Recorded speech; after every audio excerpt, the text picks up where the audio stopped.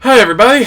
I can never tell when this thing exactly starts. Quick time is weird. Welcome to Poetry Friday, May 15th. There are 5 more Fridays left in the school year.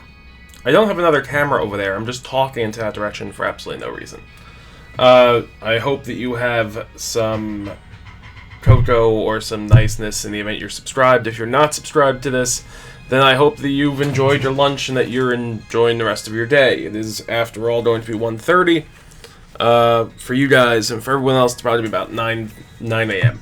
I've got a bunch of poems today. I've got two from Imperfect, and then 4 other poems, actually, from different places, so I should probably get to this. Now, from Imperfect today, an anthology of poems about mistakes, which we've read every single week so far. This is a poem called Anaconda Surprise, which seems terrifying. Dressed in the river's disguise, they toil and hide, eyes alert to movement of caiman and capybara. What do these jungle giants think when they become prey for a scientist waving the Amazon with no shoes on his feet? Just weird enough. This is, that was by Irene Latham. This next one is going to be by Margarita Engle. It is a poem called Know-It-All. My great-grandmother's lean yellow dog doesn't have a collar, leash, soft bed, or normal name. Just Pedro. Dog. He follows my bisabella all over around her garden, hunting crickets, chasing lizards, and protecting her from friendly cats. His meals are leftover rice and beans, no canned food or kibble, and since I'm smart, I decide to ride the crowded bus all the way to downtown Havana, where I buy exactly 1 can of expensive imported North American dog food. It looks like mush and smells like poo. Poo. Or P-U. I'm smart, but I'm not really sure how to spell the sound of a foul smell. Pedro grabs my generous gift, then promptly throws up, making everything even more stinky and bad. So, I guess it's true, what my mother says. Great-grandmothers really do know a few bits of wisdom. Pedro is a happy, healthy dog, as long as he's allowed to run free and eat simple dishes, like boiled rice with raw crickets, his favorite treat. Margarita Engle. Sometimes you make the mistake of going up and far beyond what you need to do to make someone happy, and it just backfires. And that is a standard thing about existence. So, on to our follow-up poetry. This is going to have nothing to do with following and going for something that ruins things. It's going to be more along the lines of someone asking for a specific type of treat and not getting it.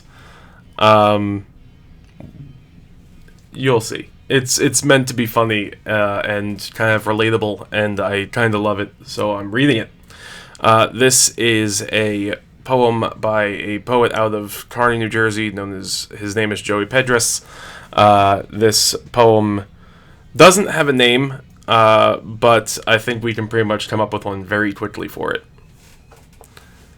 Sometimes I hear a voice. It emanates from the radiator, often asking for a hot cup of Swiss Miss, which I am unable to provide.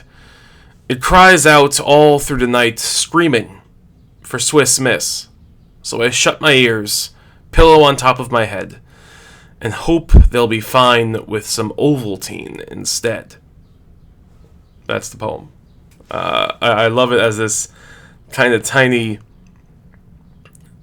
yet important feeling of sometimes what we want we cannot get, and sometimes we just want our friends to be happy, or our family, or someone else to be happy with what we are able to provide, instead of asking for something more. And that is a very poignant message in a time of quarantine and avoiding people, and also being stuck in a house and realizing that the qualities and the things that you needed 6 months ago are now a completely different world than the world you're living in. Okay. This one, I'm debating whether I want to leave it to the end. It's a fun one. Yeah, I'll leave this to the end. Okay. This is a poem that I actually mentioned to you guys, to the 8th graders at least, for a while ago, as one of our little tiny poems throughout the middle of the day. It's a very quick metaphor that by any other name, a rose by any other name would smell as sweet. So I'm going to actually give you that, the full soliloquy that Juliet says to, well, she's thinking that she's saying it to no one. This comes from Romeo and Juliet. It is it's a story about 2 children who fall in love, and then 8 people die over the course of 3 days because they're morons. That's it. It is, sometimes we talk about what poems by Shakespeare, or what movies by Shakespeare, or what plays by Shakespeare, to help you all out and give you all that option. Sometimes we talk about which ones are the most important that he's created. And though a lot of people will say this one is, I vehemently disagree. So, this is Juliet's soliloquy, or a part of it, from Romeo and Juliet. "'Tis but thy name that is my enemy. Thou art myself, though not a Montague." What's Montague? Is it hand, nor foot, nor arm, nor face, nor any other part belonging to a man, or be some other name? What's in a name? That which we call a rose by any other name would smell as sweet. So Romeo would, were he not Romeo called, retain that dear perfection which he owes without the title. Romeo, doff thy name, and for that name which is no part of thee, take all myself.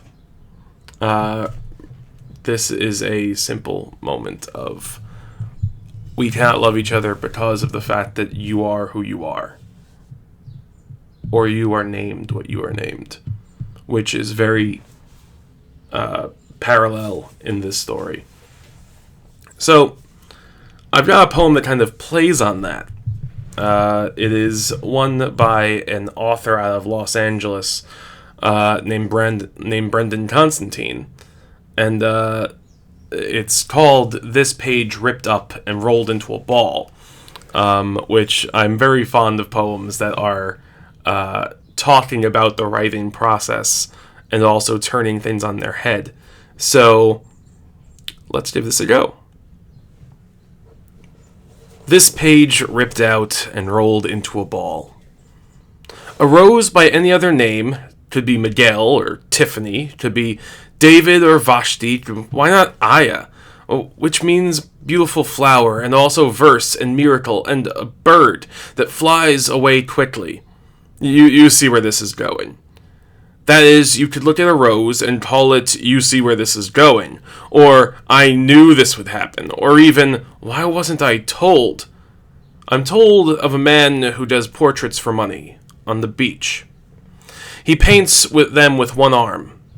The other he left behind in the war, and so he tucks a rose into his cuff, always yellow, and people stare at it pinned to his shoulder while he works. Call the rose Panos, because I think that's his name, or call it a chair by the sea. Point from the window to the garden and say, "Look, a bed of painter's hands." And this is a good place to remember the rose already has many names, because language is old and cannot agree with itself. In Albania, you say Tendafil.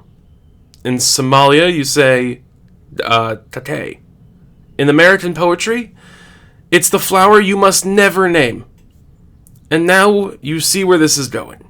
Out the window, across the water, to a rose-shaped island that can't exist, but you're counting on to be there. Unmapped, unmentioned, till now. The green place you imagine hiding, when the world finds out you're not who you've said. Really, really like this poem. I was inspired to actually read this by one of the other poets that I've read so far. She was like, hey, why don't you read some Brendan Constantine? And I was like, I've heard this man read. He reads very well. I don't know if I can do him justice, so I'll try it. And then now I have. I realized if I just tone my voice low enough to like down here, it's almost ASMR, and I'm not sure whether or not I like that about this concept of poetry. So, this is our last poem. It's technically two poems in one. It's one that you've probably heard before, or you've probably read before, or you've probably seen in some form of meme before. This poem is called Pretty Ugly. I'm very ugly. So don't try to convince me that I am a very beautiful person, because at the end of the day I hate myself in every single way, and I'm not going to lie to myself by saying there is beauty inside of me that matters. So rest assured, I will remind myself that I am a worthless, terrible person, and nothing you will say can make me believe that I still deserve love. Because no matter what, I am not good enough to be loved. And I am in no position to believe that beauty does exist within me. Because whenever I look in the mirror, I always think, am I as ugly as people say? Which would be a real downer note to end this, if this was not the most famous, or one of the most famous poems I know that goes, alright, now read it from bottom to top. Am I as ugly as people say? I always think, because whenever I look in the mirror, beauty does exist within me, and I am in no position to believe that I am not good enough to be loved. Because no matter what, I still deserve love, and nothing you say will make me believe that I am a worthless, terrible person.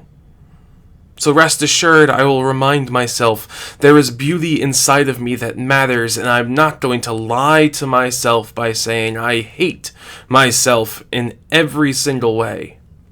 Because at the end of the day, I'm a very beautiful person. So don't try to convince me that I'm very ugly. I love this as a dual-sided coin. Which is the purpose of it. It's supposed to make you think of the images of your own head and what you see, and then change that to what might exist. This poem needs to help. Needs to help. That's not right. This poem exists to help us understand that sometimes the worst critic that we have is the one inside of our own head.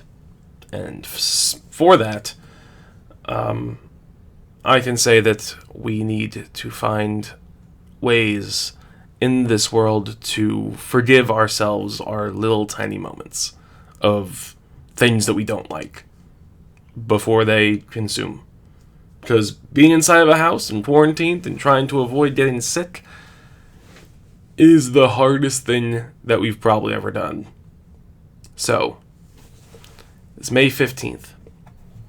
There are 5 weeks left in the school year. I may continue this after it in case this helps anyone.